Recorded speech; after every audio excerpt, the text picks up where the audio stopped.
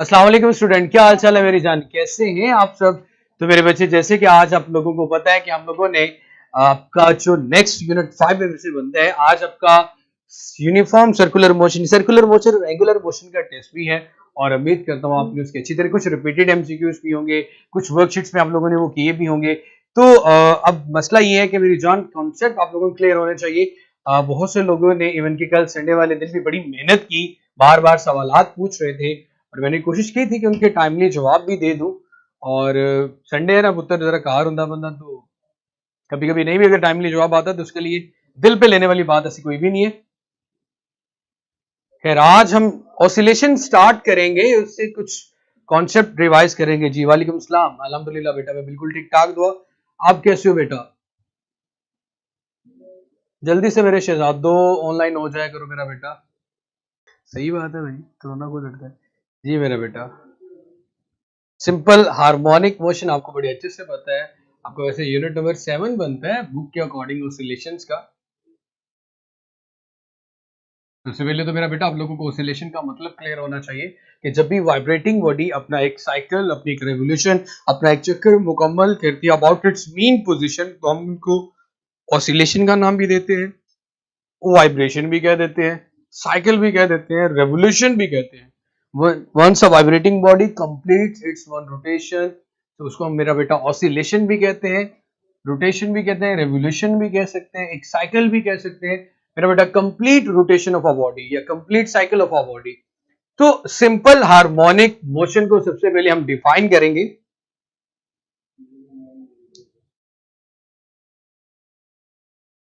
Simple harmonic motion, to and fro motion of a body, to and fro motion of a body about its mean position,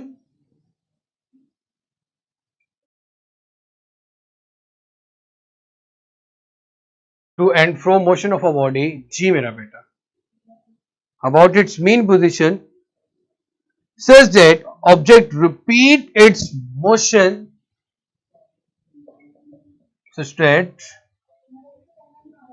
object repeats its motion after equal intervals of time, after equal periodic motion होती है मेरा बेटा, specific intervals of time में repeated motion होती है ये, इसको मेरा बेटा हम नाम देते हैं सिंपल हार्मोनिक मोशन का। सबसे मशहूर एग्जांपल मेरे बेटे आप लोगों को बड़े,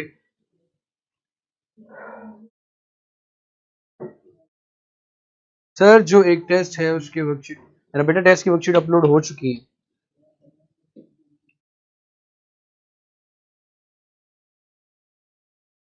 अच्छा मेरा बेटा, तो सबसे बेस्ट एग्जांपल जो हम सिंपल हार्मोनिक मोशन में लेते हैं वो motion of mess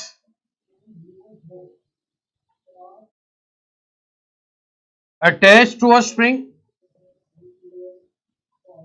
on horizontal frictionless surface, या फिर दूसरी बेस्ट एग्जांपल आपके पास आती है मोशन ऑफ सिंपल पेंडुलम। बेटा ये बनकर तो इधर करो थोड़ी देर।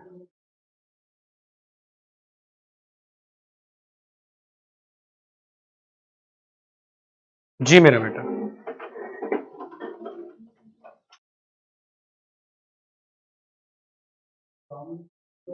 सबसे पहले अगर बेटा सिंपल पेंडुलम की बात की जाए, एक फिक्स पोर्ट के साथ एक इनएक्सटेंसिबल स्ट्रिंग को हम अटैच करते हैं।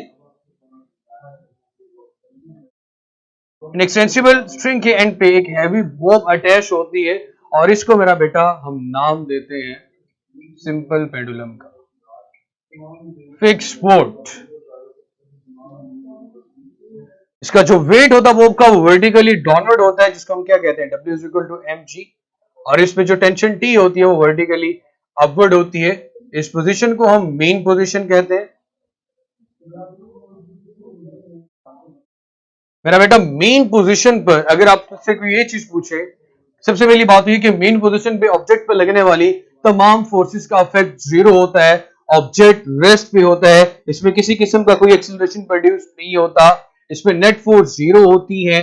तो यहाँ पे ये बात की जा सकती है कि टेंशन एंड वेट दोनों आपस में इक्वल होते हैं। तो कोई आपसे ये क्वेश्चन कर सकता है कि मीन पोजीशन पर टेंशन की वैल्यू क्या होगी, तो मेरा बेटा मीन पोजीशन ओ पर टेंशन की वैल्यू mg की इक्वल होती है, क्योंकि टेंशन किसके इक्वल आता है मेरा बेटा, वेट के इक्वल आता है। तो वेट आपके पास mg होता है। सो एट मीन पोजीशन आपके पास अगर बात की जाए टेंशन की, तो वो मेरे बच्चे mg के इक्वल आती है।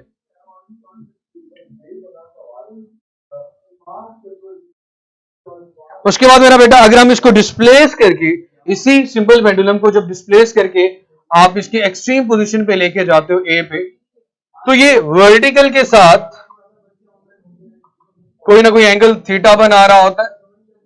अब टेंशन डी तो इस डायरेक्शन में आ रही है, वेट वर्टिकली डाउनवर्ड आ रहा है, तो ये हमारा वेट वर्टिकली डाउनवर्ड है, लेकिन यहां पे ऑब्जेक्ट ए में कुछ देर के लिए रुकता है। तो हम क्या करते हैं, हम फोर्स को उसके रेक्टेंगुलर कंपोनेंट्स में रिजॉल्व कर देते हैं, वेट को उसके रेक्टेंगुलर कंपोनेंट्स में रिजॉल्व कर देते हैं। यही एंगल यहां पे बन जाता है मेरा बेटा। इस लाइन को थोड़ा सा एक्सटेंड कर देते हैं, ये हमारे पास आ जाता है मेरा बेटा W cos थीटा, और ये हमारे पास आ जाता है मेरा बेटा W sin थीटा, और W हमारे पास किसके इक्वल है मेरा बेटा, mg के इक्वल।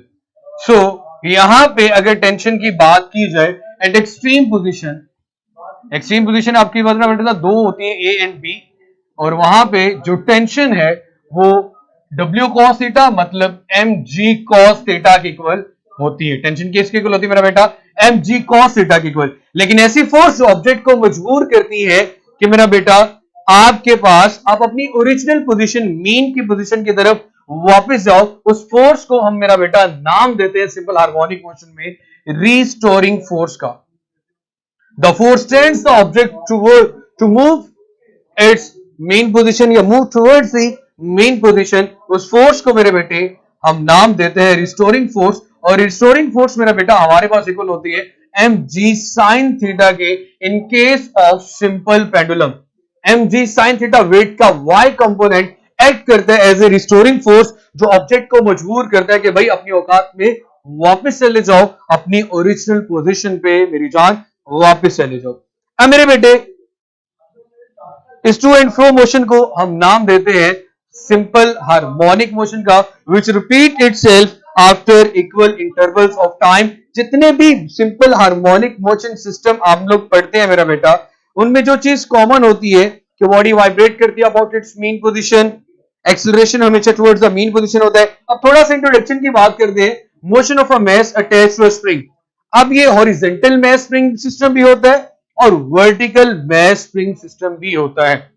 इसकी बात करने लगा मेरा बेटा, इसका हल्का हल्का इंट्रोडक्शन बात करते हैं। ये हॉरिजॉन्टल मास स्प्रिंग सिस्टम भी है, मतलब एक हॉरिजॉन्टल सरफेस के ऊपर, फ्रिक्शनलेस सरफेस के ऊपर एक स्प्रिंग को एक मास के साथ अटैच किया गया है और फिक्स फोर्स के साथ, और उसकी मोशन को हम सिंपल हार्मोनिक मोशन का नाम देते हैं। क्या है शायद हॉरिजॉन्टल मास स्प्रिंग सिस्टम, हमारी बुक में हॉरिजॉन्टल मास स्प्रिंग सिस्टम है, लेकिन एक वर्टिकल मास स्प्रिंग सिस्टम भी होता है। मतलब आप स्प्रिंग को हॉरिजॉन्टली बल्कि वर्टिकली अटैच कर दो, जिस तरह गोश्त वाले कसाई ने गोश्त नहीं अटैच किया होता बिल्कुल वर्टिकली, इसी तरह मेरा बेटा वर्टिकल मास स्प्रिंग सिस्टम। अब मेरी जान यहां पे भी कहानी बिल्कुल सेम ही है। सर वीडियो नहीं चल रही मेरा बेटा, और की वीडियो नहीं चल रही है, बाकी लोगों का वीडियो चल रहा है। ऐसा होता तो बेटा बाकी सारे लोग इस वक्त तक तो तूफान में बदतमीजी खड़ा हो जाता, सर फाड़ देते वो तो।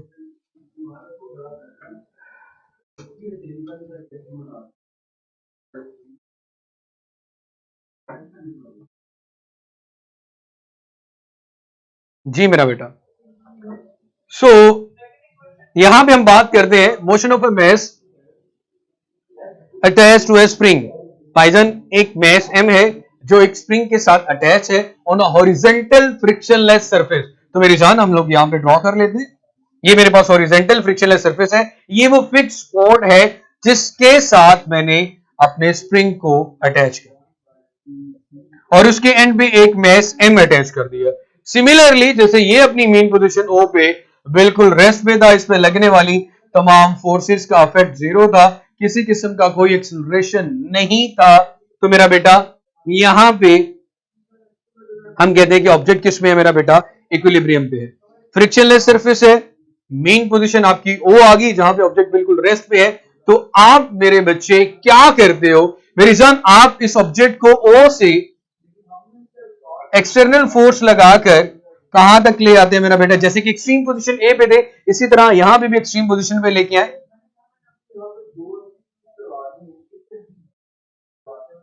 स्प्रिंग को थोड़ा सा स्ट्रेच करेंगे, खींचेंगे, एक्सटर्नल फोर्स लगाकर।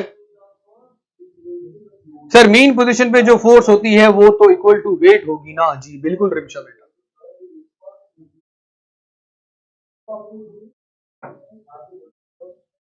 अब मेरे बेटे आप एक में लेके आए तो अगेन वही चीज कि आपने जो स्प्रिंग को स्ट्रेच किया, मैं कहता हूं उसका जो डिस्प्लेसमेंट कवर किया वो डिस्प्लेसमेंट आपके पास क्या है, एक्स नॉट।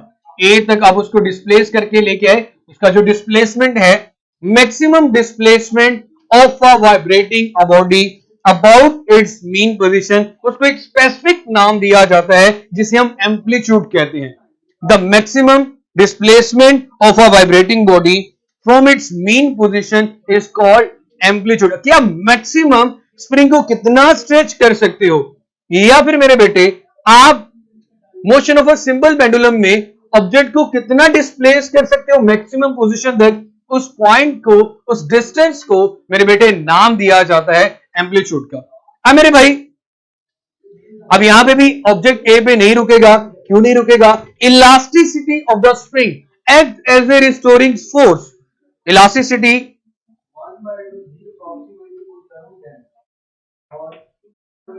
हाय मैं सदके जाऊं, हरूष बेटा को बताओ यार।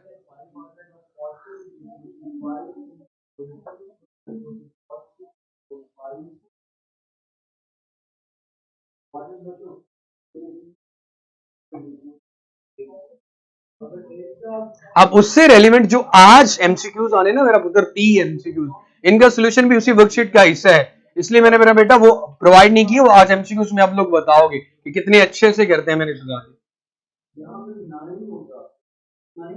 वीडियो होस्ट कैंड आई मिस डेट, ठीक है मेरा पुत्र, मैंने ही कहा था कि जब आप एक पेंडुलम को यहां से, फिर इसको एक्सप्लेन करते। तो भाई इलास्टिसिटी ऑफ द स्प्रिंग की वजह से, जी मेरे बेटे मैंने कुछ भी नहीं कहा, जब आपका ऑब्जेक्ट ए पे है तो किसकी तरफ आता है, ओ पे, towards the mean position, towards the mean position. क्यों आ रहा है, due to elasticity of the spring. यहां पे किसकी वजह से आ रहा था मेरा बेटा, due to y component of the weight. अब restoring force simple harmonic motion के डिफरेंट सिस्टम में डिफरेंट होती है। अब मेरी जान ऑब्जेक्ट हमेशा याद रखना, एक्सट्रीम से मेन की पोजीशन आपकी तरफ आते हुए क्यों नहीं मेन पोजीशन पे रुकता और किसी दूसरी मेन पोजीशन, एक्सट्रीम पोजीशन की तरफ चला जाता है, तो याद रखिएगा ड्यू टू इनर्शिया। कोई भी सिस्टम हो, ऑब्जेक्ट एक्सट्रीम से मीन की तरफ आते हुए मीन पर भी नहीं रुकता, लेकिन सिर्फ और सिर्फ किस तरफ चला जाता है मेरा बेटा, वो another extreme position due to inertia. GRTM Tahseen मेरी जान, जितने मर्जी स्क्रीनशॉट लो।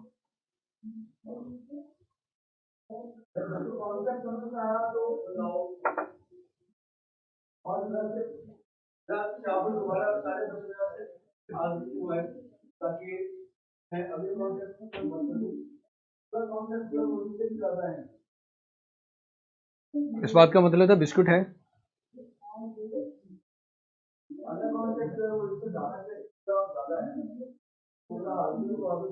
जी मेरा बेटा एग्जैक्टली।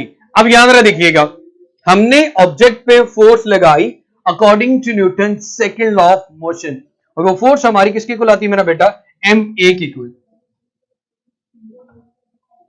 जब आप उसकी वेलोसिटी में चेंज लेके आते हो, फिर आप ये बात करते हो according to the Hooke's law F equal to minus kx आता है। इस बात का मतलब ये कि जितनी ज्यादा मैं फोर्स लगाऊंगा रिस्टोरिंग फोर्स उतनी ही बढ़ेगी। दोनों तरफ फोर्सेस आ रही थी, इक्वेशन का कंपैरिजन करने से m में हमारे पास आता है माइनस kx के इक्वल, m इसके साथ मल्टीप्लाई और दूसरे पे जाके डिवाइड होगा, so minus k over m into x आ जाएगा। k is called the constant of spring, spring constant कहते हैं मेरा बेटा इसको।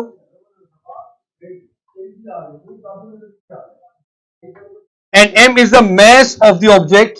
ये दोनों तो कांस्टेंट है आपके पास, तो मेरा बेटा फिर a को लिखा जा सकता है a directly proportional to -x। अब आप लोगों ने बड़े अच्छे से सुना होगा, acceleration is always directed towards the mean position. क्यों?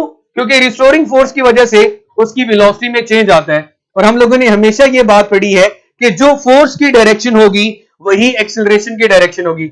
इसलिए अगर रिस्टोरिंग फोर्स की direction towards the mean position है, सिमिलरली आपके पास एक्सेलरेशन की डायरेक्शन भी क्या होगी? Towards the mean position. और आपके पास यहां पे एक्सेलरेशन और डिस्प्लेसमेंट दोनों एक दूसरे के ऑपोजिट डायरेक्शन में आ रहे हैं। मैक्सिमम एम्पलीट्यूड ए या बी की तरफ लेके जा रहे हो, तो इसलिए दोनों में ऑपोजिट डायरेक्शन की वजह से एक्स के साथ नेगेटिव साइन आ जाता है। So acceleration is always directed towards the mean position. सो ये आपके पास मेन कैरेक्टरिस्टिक है सिंपल हार्मोनिक मोशन की। सर वीडियो क्लियर नहीं है, मैंने रिफ्रेश भी किया है। बेटा वीडियो क्वालिटी 720 पे रखे देखें और अपना इंटरनेट कनेक्शन चेक करें।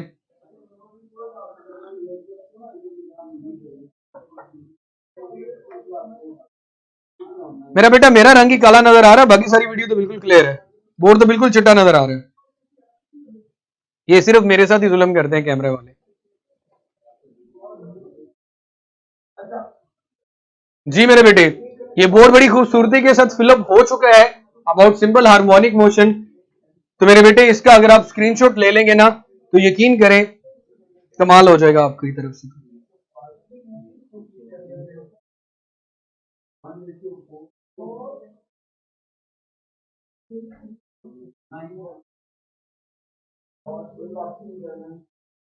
ओके क्लियर है।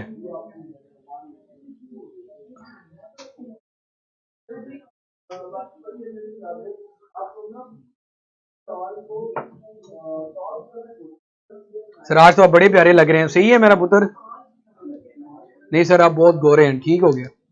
मुझे पता नहीं क्यों मैं काला नजर आता हूँ, देख लो यार। चलो दिल खुश करने के लिए बच्चों का ये फायदा है स्टूडेंट का, टीचर का दिल तो खुश रखते हैं ना, चाहे झूठ बोल के रखें। अच्छा मेरा बेटा अभी हम बात करते हैं नेक्स्ट की एमसीक्यूज। थोड़ा सा कुछ ज्यादा मुश्किल नहीं, बड़ा आसान सा एमसीक्यूज है। मेरे बच्चे जरा इसका जवाब देने की कोशिश कीजिएगा।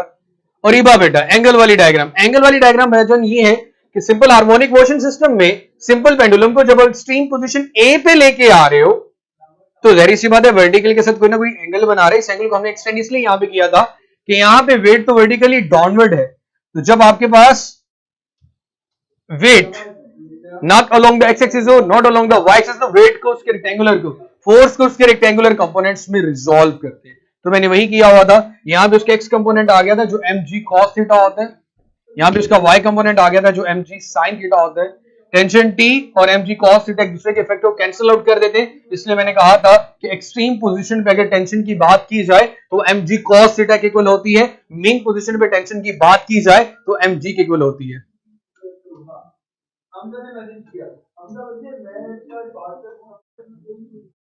चलिए मेरा बेटा, चलिए बच्चे मान लेता, उसमें मान लिया मेरा बेटा, आगे आ जाए। अब नेक्स्ट क्वेश्चन है, for a simple harmonic motion,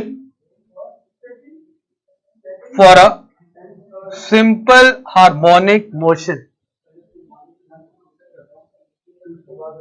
for a simple harmonic motion what is essential, क्या चीज जरूरी है? What is essential for a simple harmonic motion, what is essential, क्या चीज जरूरी है? ऑप्शन ए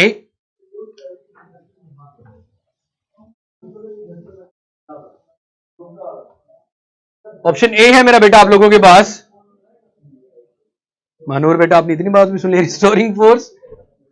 बड़े कंजूस लोग हैं भाई, नहीं देते बिस्कुट, क्या करूं? रिस्टोरिंग फोर्स, ये जो आपकी टीचर असिस्टेंट यही खा जाती है सारा कुछ, रिस्टोरिंग फोर्स। उसके बाद मेरा बेटा आप लोगों के पास आ गया इनर्शिया,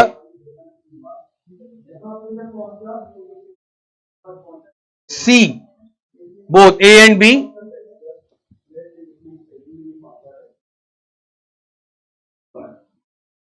एंड डी ऑप्शन है मेरा बेटा आप लोगों के पास नन ऑफ दिस। इनमें से कुछ भी नहीं चाहिए हमें। जरा बताएं मेरा बेटा, सिंपल हार्मोनिक मोशन के लिए क्या चीजें जरूरी हैं? रिस्टोरिंग फोर्स और इनर्शिया, या फिर कुछ भी नहीं?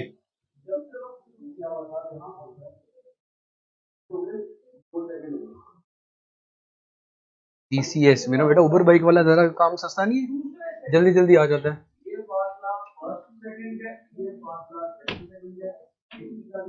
बताएं जल्दी जल्दी बताएं मेरा बेटा, गर्मी बढ़ रही है। सी, बोथ ए एंड बी, बिल्कुल ठीक फरमाया मेरा बेटा। आंसर वाकई इसका सी बनता है। For a simple harmonic motion both restoring force and movement of inertia are essential. Exactly मेरा बेटा, बिल्कुल ठीक आंसर है। अगला बताइएगा, नेक्स्ट एमसीक्यूज लिखता हूं और फरमाकर बताइएगा, what is the angle between acceleration and displacement? What is the angle between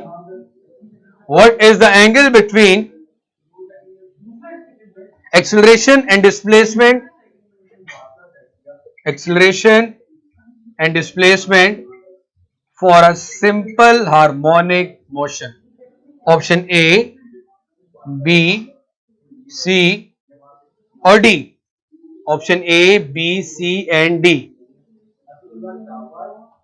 मेरा पुत्र पहले मेरी गल का ध्यान दे लो, मिठिया चीजा बाद दिखा लेना। क्या बात है मेरे बच्चों, माशाल्लाह। अस्मा गुल 0 डिग्री 180 डिग्री, तो कुछ भी ऑप्शन लिखने के बजाय 180 डिग्री। आपके पास दोनों की डायरेक्शन एक्सेलरेशन और डिस्प्लेसमेंट की ऑपोजिट होती है, जिसलिए नेगेटिव साइन भी आ रहा है। ऑपोजिट का मतलब एंटी पैरेलल है, तो एंगल आपके पास मेरा बेटा यहाँ पे 180 डिग्री आता है।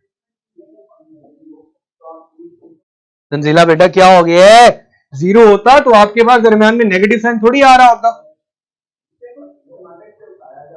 Acceleration is always along F R, ये पॉइंट आपके पास।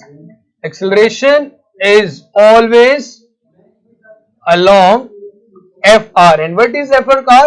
Restoring force, which is towards mean, and acceleration is always away from the mean,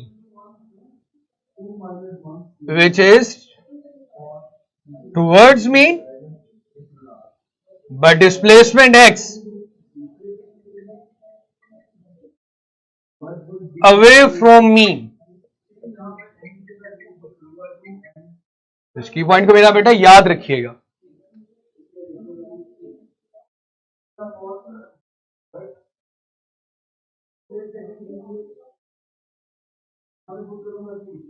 okay, एक और एमसीक्यूज की बात कर लेते हैं, ग्राफिकल बात कर लेते हैं अब थोड़ी सी।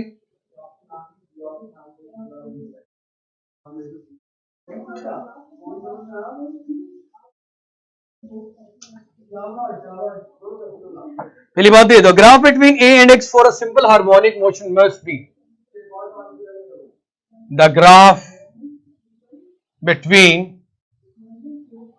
A and displacement. एक्सेलरेशन को उधर ही सीधा वाई एक्सिस पे लेंगे, डिस्प्लेसमेंट एक्स पे आ जाएगा।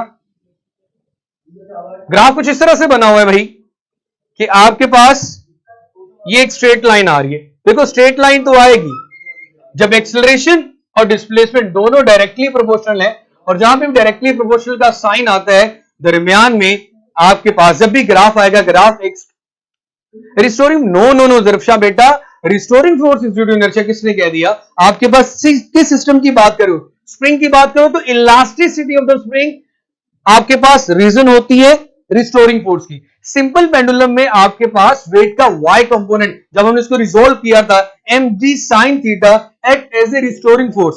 और रिस्टोरिंग फोर्स क्या होती है मेरा बेटा? जो उसको मजबूर करती है कि किसकी तरफ चलो मेरा बेटा, आपके पास मेन पोजीशन की तरफ। जी स्ट्रेट लाइन आएगी, बट कैसी स्ट्रेट लाइन आएगी? एक चीज याद रखना मेरा बेटा कि अगर आपके पास यहां पे मैं डिस्प्लेसमेंट लेता हूं, डिस्प्लेसमेंट इधर पॉजिटिव होगा, इधर नेगेटिव होगा, एक्सेलरेशन इधर पॉजिटिव है, एक्सेलरेशन इधर नेगेटिव है, तो मेरे बेटे स्ट्रेट लाइन तो आएगी, लेकिन याद रखना अगर एक्सेलरेशन मैक्सिमम है, ये भी मैक्सिमम होगा, ये मैक्सिमम है तो ये भी, दोनों एट अ टाइम मैक्सिमम, दोनों एट अ टाइम मिनिमम होंगे। बट इनमें एक चीज जो कि डिफरेंट होगी वो ये होगी, अगर एक्सेलरेशन पॉजिटिव मैक्सिमम है तो डिस्प्लेसमेंट नेगेटिव मैक्सिमम होगा। ये चीज याद रखना, एक्सेलरेशन अगर मैक्सिमम पॉजिटिव है तो डिस्प्लेसमेंट नेगेटिव में मैक्सिमम होगा। जैसे कि अगर मैं सेकंड क्वाड्रेंट, इसे फर्स्ट क्वाड्रेंट कहते हैं, ये सेकंड है, ये थर्ड है, और ये मेरा बेटा आपके पास फोर्थ क्वाड्रेंट है। अगर सेकंड क्वाड्रेंट की बात की जाए तो एक्सेलरेशन आपके पास यहां पे मेरे बेटे, अगर एक्सेलरेशन की बात करूं तो पॉजिटिव है, और एक डिस्प्लेसमेंट आपके पास क्या आ रहा है मेरे बेटे, नेगेटिव आ रहा है। डिस्प्लेसमेंट आपके पास क्या आ रहा है, नेगेटिव आ रहा है। इसी तरह थर्ड क्वाड्रेंट में बात करें तो आपके पास थर्ड क्वाड्रेंट के अंदर भी डिस्प्लेसमेंट पॉजिटिव, एक्सेलरेशन नेगेटिव। तो दोनों में ऑपोजिट साइन सेकंड और फोर्थ क्वाड्रेंट में आएगा। इट मींस कि आपका ये ग्राफ बिल्कुल ठीक बना हो। सर आपने लेफ्ट टॉप पे जो लिखा है वो मैंने ये लिखा है कि एक्सेलरेशन की डायरेक्शन हमेशा किस तरफ ली जाती है, जिस तरफ फोर्स की डायरेक्शन हो। तो रिस्टोरिंग फोर्स एक्सेलरेशन प्रोड्यूस कर रही है, तो जो डायरेक्शन रिस्टोरिंग फोर्स की होगी, रिस्टोरिंग फोर्स किस तरफ मजबूर कर दिए जाने पे, टुवर्ड्स द मेन पोजीशन, तहसीन साहब, इसी तरफ इसकी डायरेक्शन होगी। और जैनब बेटा मैंने ये बात की है कि जब दो क्वांटिटीज के दरमियान डायरेक्टली प्रोपोर्शनल का साइन आए, दो क्वांटिटीज के दरमियान डायरेक्टली, ये तो ब्रश है पूरा, डायरेक्टली प्रोपोर्शनल का साइन आए तो मेरा बेटा वो दोनों के दरमियान जब भी ग्राफ बनेगा एक स्ट्रेट लाइन आएगी मेरे बेटे। इस पॉइंट को जरा दोबारा सुन लीजिएगा, एक स्ट्रेट लाइन, तो एक सीधी लाइन आ रही है, मैंने ग्राफ की बनाई। ये सीधी लाइन ये शो कर रही है कि अगर आपके पास एक्सेलरेशन जब मैक्सिमम है तो डिस्प्लेसमेंट भी मैक्सिमम होगा।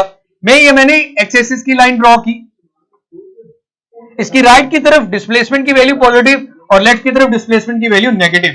Above acceleration positive, below acceleration negative. तो मेरे बच्चे जरा गौर फरमाए, मैंने ये लाइन स्ट्रेट लाइन बनाई है।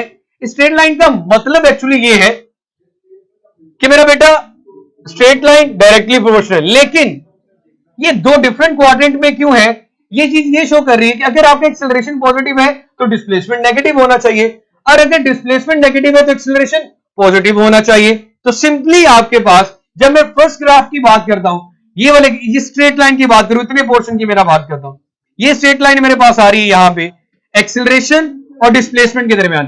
तो यहां पे आपका ये वाला ग्राफ इन्वॉल्व हो गया, ये दो एक्सिस आ गए। इन दो एक्सिस में देखें, y का पॉजिटिव पोर्शन आ रहा है और x का नेगेटिव पोर्शन आ रहा है। इट मींस एक्सेलरेशन आपके पास पॉजिटिव है जो कि अबव द एक्सिस आ रहा है, और डिस्प्लेसमेंट आपका नेगेटिव है। इसका मतलब ये ग्राफ बिल्कुल ठीक है कि जब एक्सेलरेशन पॉजिटिव तो डिस्प्लेसमेंट क्या आ रहा है, नेगेटिव। फर्स्ट क्वाड्रेंट की बात करो, एक्सेलरेशन भी पॉजिटिव और राइट की तरफ डिस्प्लेसमेंट भी पॉजिटिव, ये तो नहीं हो सकता, इधर स्ट्रेट लाइन नहीं आ सकती। इसी तरह मेरा बेटा थर्ड की बात करें, एक्सेलरेशन भी नेगेटिव और डिस्प्लेसमेंट नेगेटिव, ऐसा नहीं है। हमने ये चीज पढ़ी है, एक्सेलरेशन पॉजिटिव और डिस्प्लेसमेंट नेगेटिव, या एक्सेलरेशन नेगेटिव डिस्प्लेसमेंट पॉजिटिव। इसी तरह मेरा बेटा यहां पे देखें, अगर मैं फोर्थ क्वाड्रेंट की बात करूं तो यहां पे मेरा बेटा आपके पास क्या आ रहा है, एक्सेलरेशन का नेगेटिव हिस्सा और डिस्प्लेसमेंट का पॉजिटिव, दोनों में ऑपोजिट साइन आ रहा है। तो ये लाइन भी आपके पास ठीक है, अगर ये ग्राफ आ जाए तो ये भी बिल्कुल ठीक होगा। तो सेकंड और फोर्थ क्वाड्रेंट में जो स्ट्रेट लाइन आ रही है वो इंडिकेट कर रही है the graph between a and x.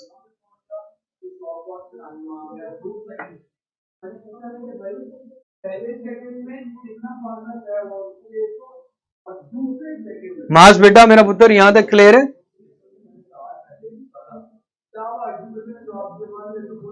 आप बहना के कमेंट देखने में बिजी हो यार, सर्दी भी सुन लो।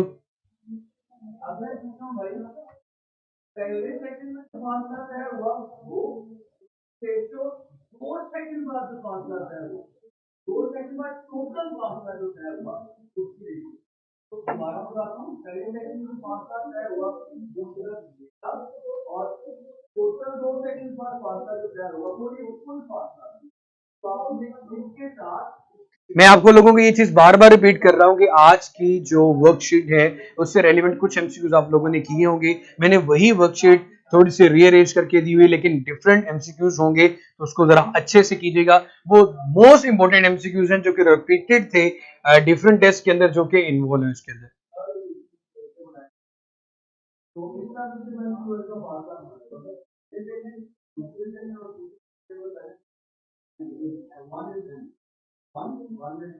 हाँ जी मेरा पुत्र, कोई मसला तकलीफ कोई डाइजेशन इशू यहां तक?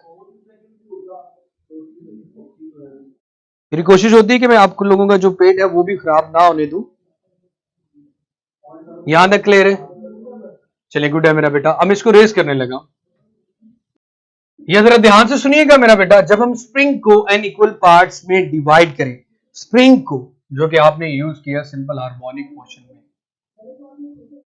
तो स्टिफनेस ऑफ द स्प्रिंग, जिसे हम स्प्रिंग कांस्टेंट कहते हैं, उस पर क्या फर्क पड़ता है? अब मेरा बेटा स्प्रिंग को जितना ज्यादा तोड़ते जाओगे, ब्रेक डाउन करते जाओगे, उतना ज्यादा स्टिफ होता जाएगा, मजबूत होता जाएगा, उसकी स्टिफनेस बढ़ती जाएगी, मजबूती बढ़ती जाएगी। Stiffness of the spring actually is called the constant of the spring, stiffness of the spring.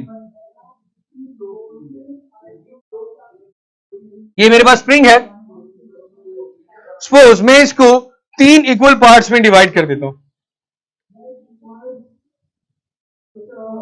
If spring is divided in 3 equal parts, fine अगर स्प्रिंग को 3 हिस्सों में डिवाइड कर दिया जाए, जैसे कि ये,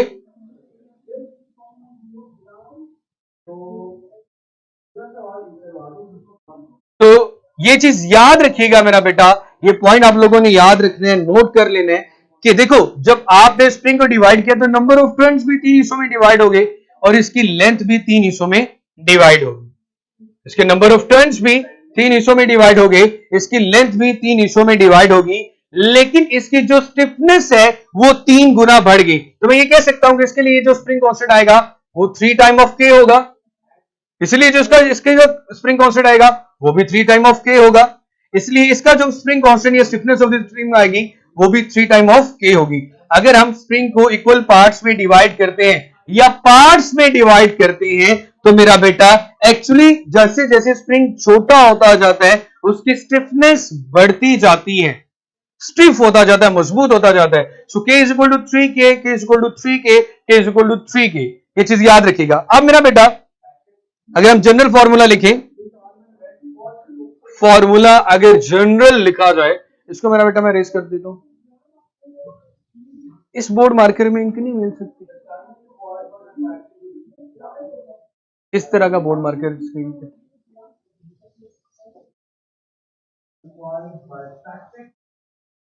मेरे बेटे हमने लिखा in general formula k is equal to n के,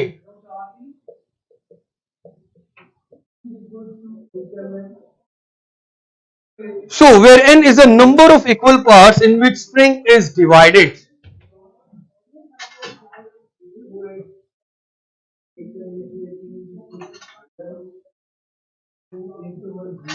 n is number of equal parts in which spring is divided, in which spring is divided, जिसमें स्प्रिंग को डिवाइड किया जाता है। ठीक है मेरा बेटा, ये चीज क्लियर है यहां तक?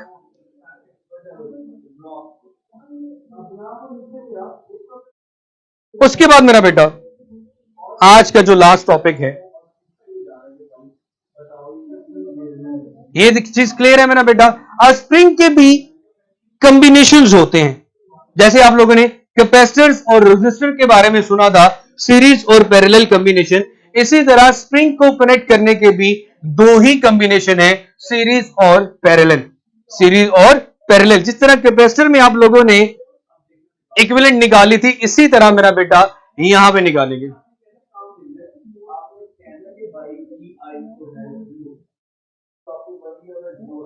मेरे बेटे यहां तक क्लियर है मेरे बच्चे? मेरा बेटा आप लोगों ने एक चीज का ख्याल रखना है, इस चीज का बहुत अच्छे से ख्याल रखना है कि you all are the class fellows और अच्छे से बिहेव करना just like the human beings. पता ना ह्यूमन बीइंग्स किन्हें कहते हैं और इसके अलावा क्या कैटेगरी होती है, तो मेरा बेटा प्लीज इस चीज का जरा ख्याल रखिएगा। जरा देखिए मेरा बेटे, इसको मेरे बच्चे में रेस करने लगा। अब हम इसके कॉम्बिनेशंस की बात करते हैं।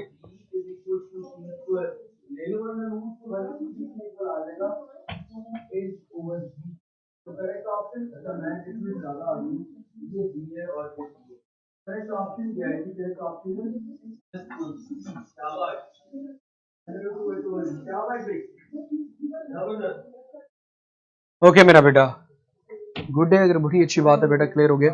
आगे देखिए, combination of a spring just like the capacitor और रेजिस्टर, जिस तरह वहां पे उनको कंबाइन करने के, जोड़ने के दो कॉम्बिनेशन थे, इसी तरह हम यहां पे पढ़ेंगे मेरा बेटा स्प्रिंग के लिए कॉम्बिनेशंस फॉर स्प्रिंग। एक हमारे पास सीरीज कॉम्बिनेशन है, बहुत से लोग इसको सीरीज कॉम्बिनेशन कह देते हैं मेरा पुत्र, एडा सीरियस नहीं होना, ठीक है। सीरीज कॉम्बिनेशन, और दूसरा मेरे पास मेरा बेटा आ जाता है पैरेलल कॉम्बिनेशन। सीरीज कॉम्बिनेशन मेरी जान, और दूसरा हमारे पास आ गया पैरेलल कॉम्बिनेशन।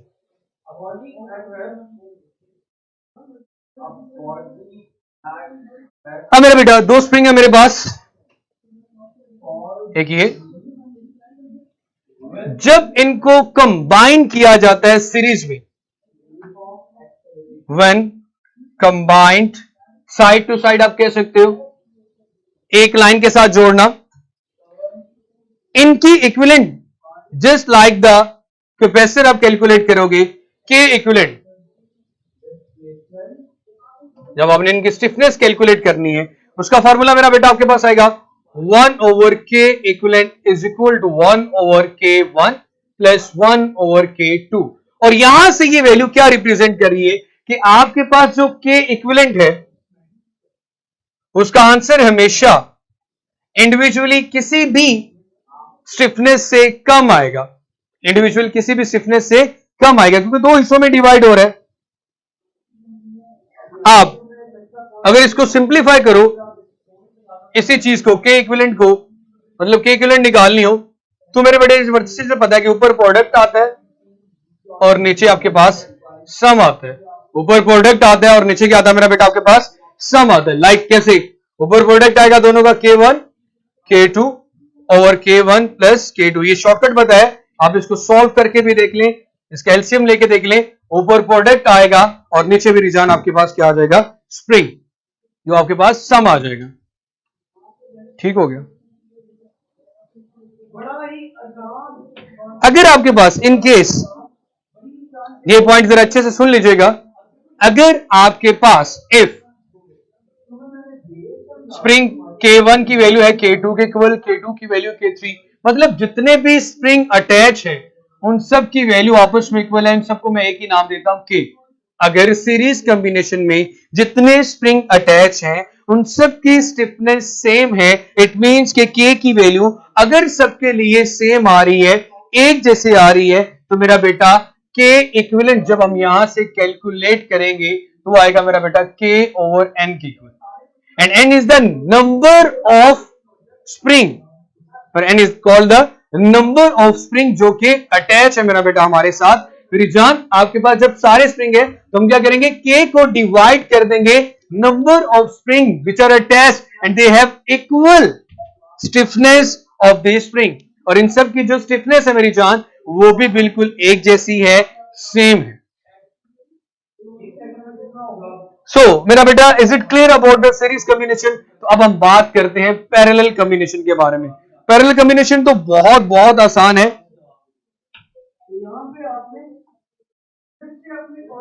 ये इस तरह स्प्रिंग अटैच होंगे, ठीक है मेरा बेटा, पैरेलल आमने सामने। तो मेरे बेटे ये K1 ये K2, यहां पे K इक्विवेलेंट निकालने का जो तरीका कर है वही कैपेसिटर वाला, K equivalent is equal to directly लिखेंगे K1 plus K2, K1 plus K2, K1 plus K2। अब मेरे बेटे K इक्विवेलेंट निकाल लिया, K1 अगर आपके पास सिमिलरली, मैंने फिर वही बात करूंगा कि यहां पे K इक्विवेलेंट की वैल्यू प्रीटी ऑब्वियस है, K1 से भी ज्यादा होगी। इंडिविजुअली देखा जाए इक्विवेलेंट की वैल्यू K2 से भी ज्यादा होगी। अब एक चीज, अगर आपके पास आइडेंटिकल K आ जाते हैं, सबकी वैल्यू K के लिए अगर सेम हो, F K1 is equal to K2, K2 is equal to K3, K3 is equal to K4, और इन सब की वैल्यू अगर मेरा बेटा K के इक्वल आ जाती है, तो आप यहां पे क्या फार्मूला लगाएंगे? जैसे कि पीछे आप लोगों ने लगाया था K ओवर N कर दिया था, तो सिंपली याद रखिएगा यहां पे जो K इक्विवेलेंट आएगी मेरा बेटा, वो K ओवर N नहीं आएगी, बल्कि वो आप लोगों के पास मेरे बच्चे आएगी N K की इक्वल। किसके इक्वल आएगी मेरा बेटा? K, N और K दोनों को आपस में क्या कर देंगे? Multiply. And N is the number of springs which have equivalent stiffness, that is called the K। उस नंबर को K के साथ मल्टीप्लाई कर देंगे तो हमारे पास क्या आ जाएगी मेरा बेटा? K equivalent. सिंपल दी गल है यार, K प्लस 1 K2 इन्हों दोनों को ऐड किया, दोनों की वैल्यू 2K आई। यदि अगर K के तीनों ऐड करें तो 3K आ गया। इसी तरह अगर इन जनरल फॉर्मूला लिखना हो तो NK लिख देंगे। ओके, अब बड़ा आसान से एक एमसीक्यूज मेरा बेटा, उसका जवाब दीजिएगा। सिंपल हार्मोनिक मोशन अभी हम लोगों ने डिस्कस किया। एक बार रिपीट कर दें। Okay,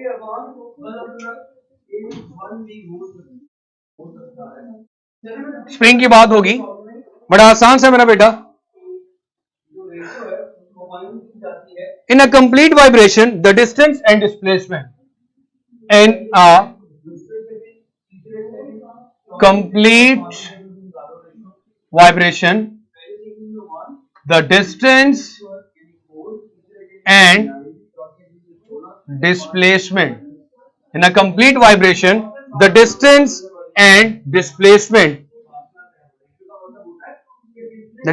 and displacement covered by a simple harmonic oscillator। इसलिए तो कहा था मेरा बेटा just like the capacitor covered by a simple harmonic oscillator।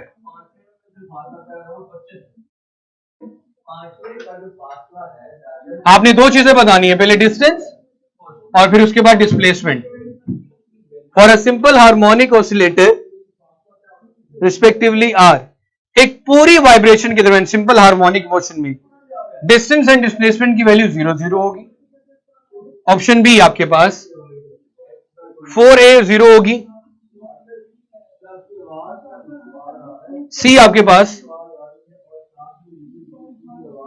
0 और 4a होगी, डी ऑप्शन मेरा बेटा डिस्टेंस भी 0 और डिस्प्लेसमेंट भी 0।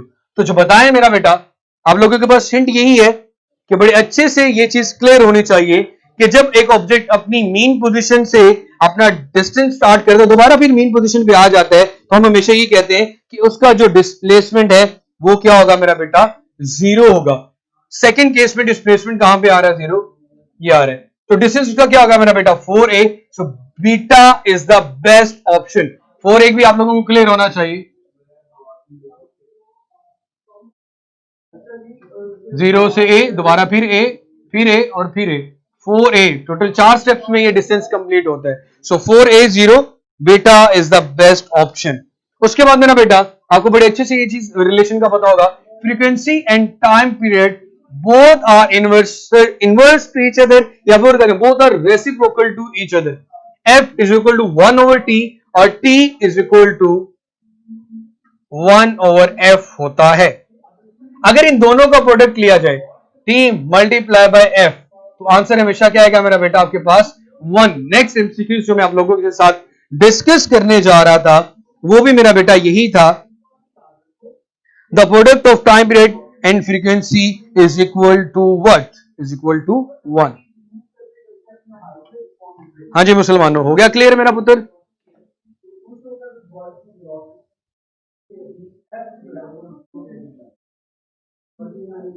मेरा बेटा मेरे पास डिस्टेंस पहले है और डिस्प्लेसमेंट बाद में। जी एग्जैक्टली 1 के इक्वल आएगा मेरा बेटा। हाँ जी मेरे शहजादों शहजादियों, मेरे बेटे बेटियों, बहनों भाइयों, मुसलमानों, हो गया मेरा पुत्र यहां तक? कोई मसला, परेशानी, तकलीफ, कोई इशू, कोई डाइजेस्टिव सिस्टम में कोई प्रॉब्लम आई हो तो मेरे बच्चे बता दें।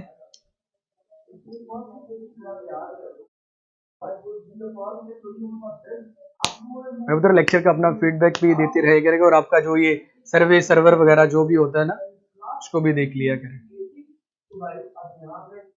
मुसलमानों को क्लियर है सर। अच्छा मेरा पुत्र, दिल पे ना ले लेना मेरा पुत्र, हो सकता है कोई मुसलमान ना भी हो, पता ही होता है सबको, तो ये ना कह दे कि सर ने मेरा नाम ले लिया, उसको भी कह रहा हूँ। क्लियर नहीं है तो बेटा बता दे।